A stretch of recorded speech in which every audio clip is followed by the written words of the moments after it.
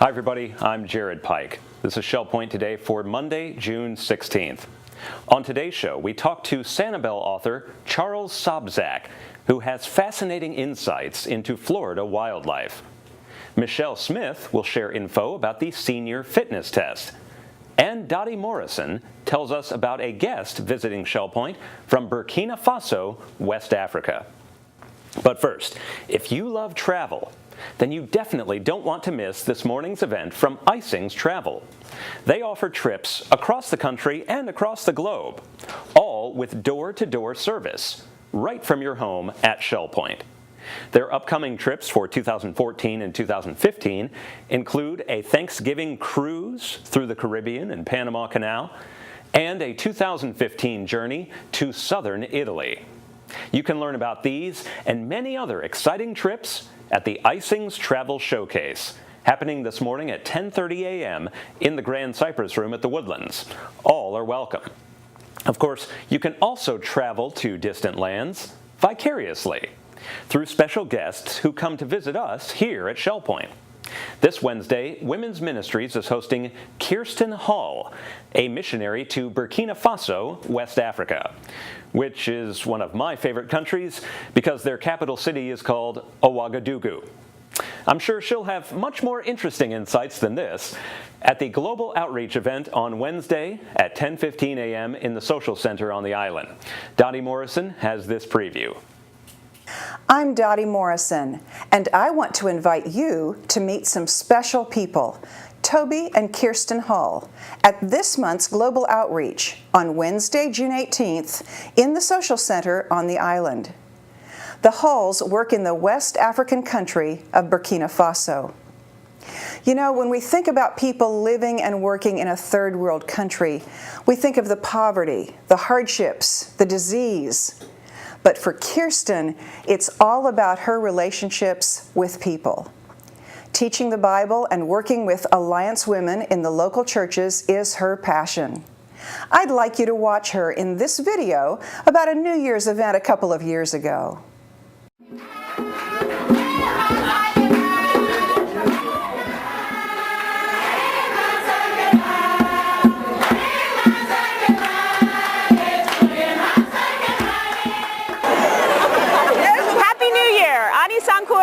We're celebrating Alliance Women's We're celebrating our Alliance Women's New Year's party today, and it's a big event for all of our women. We celebrate all that the Lord has done in this past year through Alliance Women here in Burkina Faso. And we thank you for everything that we thank the Lord for everything that He has done with us here. We're even happy to wear our hats, and it's just been a great celebration for them today. And we thank you and our churches in the U.S. for supporting us and for partnering with us as we serve these dear women here in Burkina.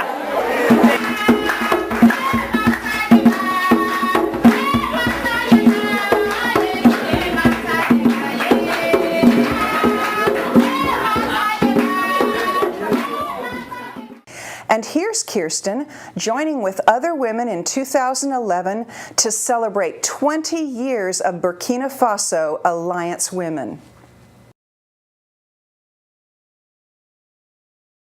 Well, can you believe this? This is our 20th celebration of Alliance Women in Burkina Faso. We just want you to get a glimpse of this exciting day for us.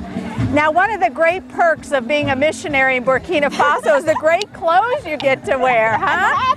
And here, we want everybody to be dressed like us. Isn't that strange? But we are just so thrilled to be with our Alliance women today, celebrating the goodness of the Lord. You know, Bonnie, sometimes it's not so easy, is it? Because our women face a lot of hardships. Yes, life in Burkina is not easy for many women. They face illness, they face death in their families very often. The work that they do is very difficult.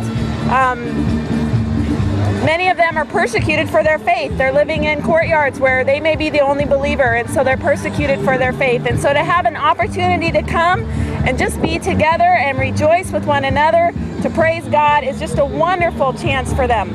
Yes. And you know, that is what God's Word tells us. You know that verse in Habakkuk? It's in Habakkuk 3, and it talks about how even though our crops fail or there's problems and there's no food and all the different things that Habakkuk talked about in his time, but he said, yet I will rejoice in the Lord, and I find my joy in my salvation.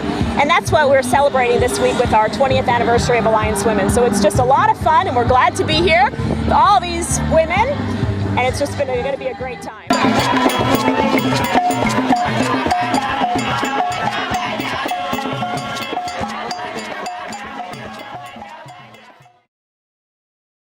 What joy I see on the faces of Kierstan and her co-workers, as well as the Burkina Faso women. Wouldn't you like to know more about what is happening to create such joy? Join us for Global Outreach, meeting in the Social Center at 10:15 on Wednesday, June 18. Invite a friend and come early for refreshments. I think you'll be glad you did. Coming up tomorrow, we have two fascinating Academy classes. History professor Adrian Kerr concludes his series on the history of England tomorrow at 10 a.m. in the Grand Cypress Room. And then he continues next week with a class called Prelude to the U.S. Constitution, telling the story of how this monumental document came to be. Sign up for either of these Academy classes by calling the Island Service Desk at 454-2282 or the Woodlands Service Desk at 454-2054. Also tomorrow, we welcome Sanibel author Charles Sobczak. He's written multiple books about the flora and fauna of Southwest Florida, from the time of the Calusa Indians through Ponce de Leon and up to today. Now he's looking into the future, and he wants you to join him. Learn more at Florida's Wildlife, a lecture from author Charles Sobczak, tomorrow at 2 p.m. in the Grand Cypress Room. Let's learn more from Terry Kolath. Hi, I'm Terry Kolath, and I'm here today with Charles Sobczak, and we are talking about a presentation in the Academy, Southwest Florida Nature. Thanks for joining me, Charles. Well, thank you. It's nice to be here.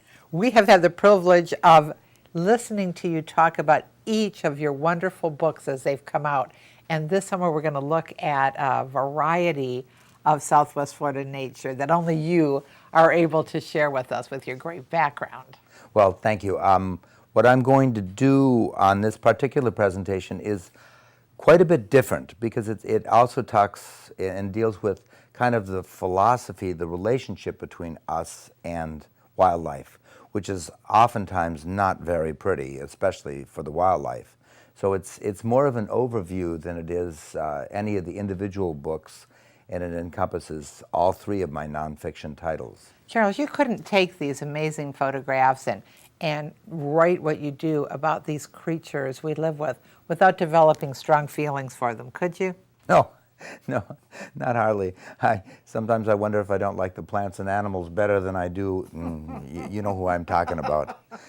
But you do, you know them and you appreciate them, and that's what's so wonderful about reading your books and listening to you talk about our nature. Now, I know you're also a realtor on Sanibel. Yes. Which came first? Were you living and experiencing Sanibel and then started writing about nature and photographing, or did you do that first and that's what brought you to Sanibel?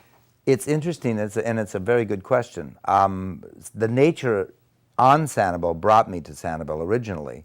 Of course, I was busy selling homes and stuff, but my real first contact with how wonderful the nature was came through fishing. And I started, this was 1992, writing a fishing column called To Catch a Catfish, which isn't too hard. But that's what started up the writing again, and then the nature writing just kind of followed suit, but quite a few years later, actually 15 years later, almost 20 years later. What kind of focus is there in your life when you're working on one of these books? Is it totally consuming, or is it something that just works into what you do on your daily basis? I usually write in the mornings, and it doesn't. I find myself only able to write about 2 to 3 hours a day, and after that, it just doesn't work, and that's when I go back to the office and start selling condos and homes and lots. So you kind of have the best of both worlds. Yes. Well, Charlie, we will enjoy very much talking about the nature of Southwest Florida, living Sanibel, everything that's been dear to your heart and everything that you've introduced us to. And I thank you very much for coming again. I really encourage you to come out and listen to Charles as he talks not only about what he's captured in his 3 books, but why and how he's done it. You'll be very glad you were there. And you'll also have the opportunity to purchase any of these books signed by Charles Sobczak. I'm Terry Kolath. Summer is the perfect time to get in shape. Now, we've got classes in the Aquatic Center to cool you off on hot summer mornings, and even more options in the air conditioning of the Island Health Club. Now, the catch is, how do you know whether these classes are having an impact, or what needs the most attention? By utilizing the Senior Fitness Test, a professionally developed program to monitor your achievements in several different aspects of fitness. It's simple, free, and only takes 15 minutes. Here with more information is Michelle Smith. Hi, I'm Michelle Smith, and I'm here with Melanie Broad. If the physical dimension of Life Quest is one of your goals, I've got something in store for you. It's called the Senior Fitness Test, which will take place various dates through July. Melanie, what is the Senior Fitness Test? The Senior Fitness Test is a series of 6 different exercises that test your lower and upper body strength, your lower and upper body flexibility, your muscular endurance, your cardiovascular endurance, and your balance. It takes about 15 minutes to perform the test.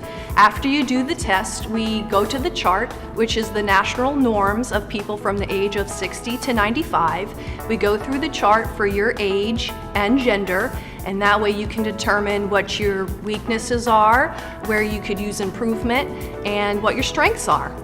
I'm here with Hermann today, who has taken the Senior Fitness Test, and she's nice enough to demonstrate the 6 exercises that we do. The first test is called the back scratch test. So I'm gonna have Ann lift up with her right arm and reach as far back as she can with her fingers. She's then gonna take her left arm from behind.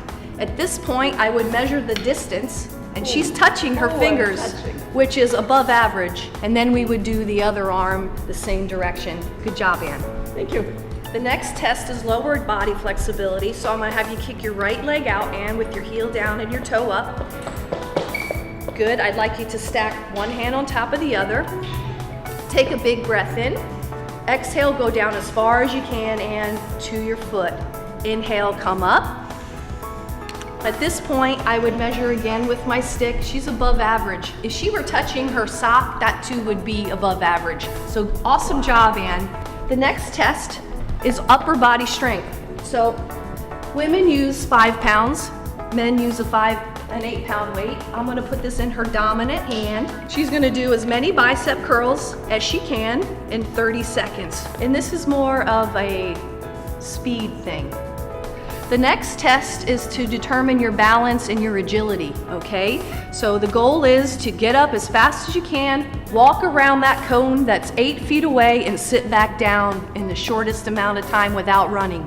Lower body strength. This is where she would cross her hands at her chest. Her feet are hip width apart, heels are planted. The goal is to get up and out of that chair as many times as you can in 30 seconds. The next test would be the most challenging. It's the 2-minute step test. This is 2 minutes in duration, and her goal is to lift her knees to hip height for 2 minutes. How we count this? Good, she's not holding on. Every time her right foot strikes the floor is how many times I count, and that would determine her endurance. And I think that concludes the 6 tests that you would get for the Senior Fitness Test. It only takes about 15 minutes. If you want to get into the specifics or strength training and the agility, flexibility, you have to take the Senior Fitness Test to do that. Melanie, the Senior Fitness Test is a great way to set some strong fitness goals or even challenge yourself to improve a little bit more of where you're currently at. If you're interested in taking the Senior Fitness Test, we have various dates all throughout July set up. Please give me a phone call at 454-2107. Leave me a message and I'll get back to you about scheduling your Senior Fitness Test. Coming up, it's time to preview this week's episode of our Channel 12 radio show, Listening to the Words. This week following Father's Day is a good time to be listening to the words of some of those who will never forget their dads. One father uses his insomnia to do magic tricks that bring a smile to the face of a sad child. A daughter remembers a night when she broke all her father's rules and was still rescued by her dad, just as he had promised he would. A world-traveling father remembers his son as the bringer of light. A 10-year-old enjoys all the ice cream he can fill his hands with, thanks to his father's trusting him. A Shell Point father remembers a pancake breakfast when he matched wits with his 6-year-old granddaughter. This show was cooked up for the enjoyment of fathers and all who love them. David Hauenstein reminding you that the 30-minute Listening to the Words program is on many times every day this week on Shell Point Channel 12. And this and every Listening to the Words program is available all the time on my webpage at www.shellpoint.net/listening. Welcome to the happening segment of Shell Point TV. My name is Bev Chandley. I'm here with Leslie Brand, and we're going to go over the activities that we offer here at Shell Point today. We're going to start at 9 o'clock with the round robin doubles tennis at the Woodlands tennis courts. We're going to move to 9:15 for billiards. That's played at the Resident Activities Center. Also at 9:15 we have pottery with instruction available in the Pottery studio. 9:15 is also the time we have virtual bowling in the Resident Activities Center. Then we jump to 10:30, where you can book your next Shell Point journey. In the Grand Cypress Room, travel agent from Boca Raton is coming over to tell you what trips we offer for Shell Point next year. At 10:30, we have the Disciple Men's Bible Study Group. That's in the game room of the Woodlands. At 10:45, we have table tennis playing clinic in the Tarpon room. Then at 11:30, we have a Health Connections class, specifics in cardio conditioning, that meets in the Health Club and is currently full. Here's Leslie for your afternoon lineup. Thank you, Bev. At 12 o'clock, we have Mah-Jongg in the Stable Room. 1 o'clock, the Beady-Eyed Bead Club is in the Oak Room of the Woodlands. 1:15, Samba, the card game, is played in the Resident Activity Center. Also at 1:15 is table tennis in the Tarpon Room. 1:15, tone chimes in the Osprey Room on the island. 1:45, Health Connections, Balance and Mobility Training Level 1 in the Health Club. That class is currently full. 3 o'clock is Health Connections, Pilates Stretch in the Health Club. 3:30, Health Connections, Aqua, Agility and Conditioning at the LifeQuest Aquatic Center. And at 6 o'clock, make your way onto the Authentic Maine Lobster Bake. Sign up is required, but right now it is currently full, and that will be at the Commons lobby of the Woodlands. 6:30, Duplicate Bridge in the game room of the Woodlands. Thank you for tuning in with us today, and we hope you have a fabulous Monday. Hi, I'm Terry Kolath with your Academy information for Monday. At 10:30, Appreciating Words continues in the Oak Room, and everyone is welcome. At 1 o'clock, Mah-Jongg Part 2, Defense and Strategies, continues in the Arbor on the second floor kitchen at the Woodlands. I'd like to tell you about a class coming up tomorrow, an Introduction to English History, Session 4 with Professor Adrian Kerr, and Florida's Wildlife with author and naturalist Charles Sobczak. Menus for Monday. In the Crystal Room, the Crystal Platter is orange ginger chicken with fried rice and Asian vegetables. The dinner special is All Home Cooking Night for $9.95, and the soup of the day is tomato. In the Island Cafe for lunch on Monday, the special is a turkey Cobb salad wrap with chips for $7.25. The dinner special is shrimp scampi over pasta with broccoli for $8.25, and the Palm Grill is closed on Mondays. All menus are available 24 hours a day at www.shellpoint.net. I'm Randy Woods at the Village Church, and I'm here today with Sue Stranahan because she's been very involved in a ministry that we talk about a lot here at Shell Point, in the church, in the community, and so many of you have been very generous to contribute to that which we have known as the South Fort Myers Food Pantry. Now, Sue, you've been very involved since this ministry started about 6 years ago. It started before my involvement. I became interested probably about 4 years ago when I realized that there was such a need in our community for people to receive some kind of assistance just to make ends meet at the end of the month especially. So that's when I became involved.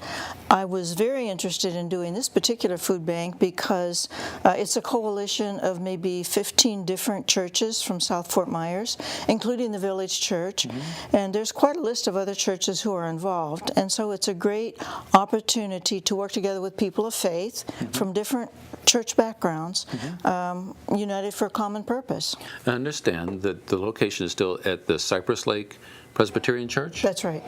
And is this the kind of thing that happens just once a week and takes about 2 hours, or is it more involved than that? It does happen on Mondays.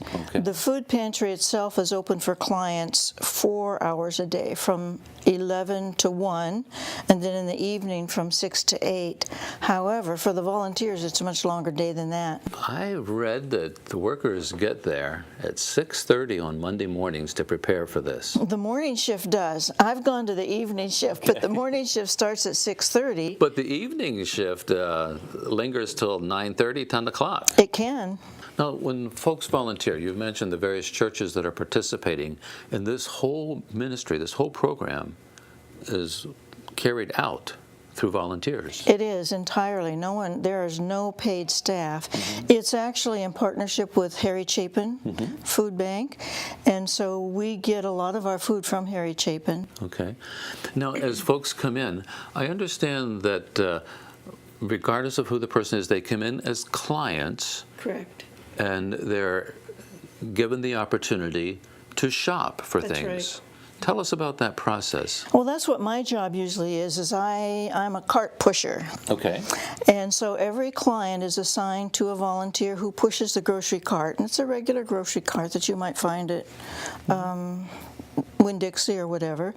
And then we go along the aisles. The food pantry is set up like a grocery store, so people can pick off the shelf what they like. Now there are parameters. You can only have so many cans of tuna, so many cans of pork, or so many cans of soup. And there's usually a sign up there that tells us what the quantity is for that day. And it changes from week to week depending on what our supply has been. And so as the cart pusher, I push the cart along. People pick up what they want. Sometimes they don't want certain things, and we just pass that. We go through canned goods and through cereal, through beverages. Sometimes there's coffee, sometimes tea, and then we end up with frozen meat. And there are some fellows who help them give the frozen meat. It's usually pork, chicken, hamburger, and sometimes some deli items. And then we go through the bread line. They can pick up what bread they would like to have, depending on what's been permitted, and then the desserts.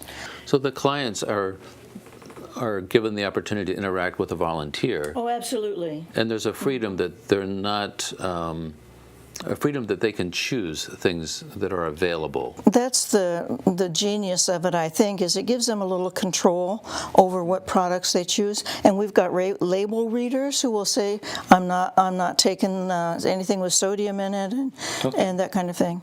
And then when they go outside, there's a lot of fresh produce, and people absolutely love the fresh produce. And it's usually very nice. I understand a lot of families come, and typically the parents or the older responsible adult is doing the shopping, but the volunteers take care of the children as well. Well, we have volunteers who love to see the kids happy, and we'll hand them a piece of gum or some candy or a little toy or something like that keeps the child interested as we walk up and down the aisles. Well, that's important that they have a good experience as they come there. Yeah. And our residents here between the church and the community have been very generous financially and in other ways to contribute food items. And is that making a significant difference? It is. We give away between 8,000 and 9,000 pounds of food every week. A lot of that is donation. Some of it comes from Harry Chapin. Some of it is purchased, and $1, I should say, that's given can buy $6 worth of food. So it helps I understand that the generosity of the people has enabled them purchasing power, like you said, which is really good. And I found it interesting that almost 3,000 families have benefited just in this year. Yes. Which is amazing. What else is amazing is that during the summer months, that number goes up because part-time employment dwindles in this area. We're such a seasonal economy. So the number of clients increases, but the number of volunteers often goes down because snowbirds go north. And understand, I'm afraid to name them, but there are a number of residents who volunteer here from Shell Point that are part of this. That's right. And it's been exciting to see it grow. So folks can continue to participate, whether they give financially or food items or volunteer their time. If you're interested in learning more, I encourage you to call the church office. We'll be happy to help you with information how you can participate with the food ministry. And also you can check out the website for the South Fort Myers Food Pantry. Thank you so much.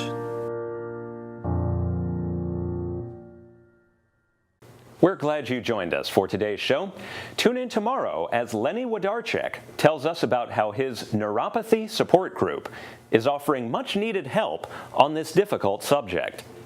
We'll also visit King's Crown, where it seems everyone there is just happy.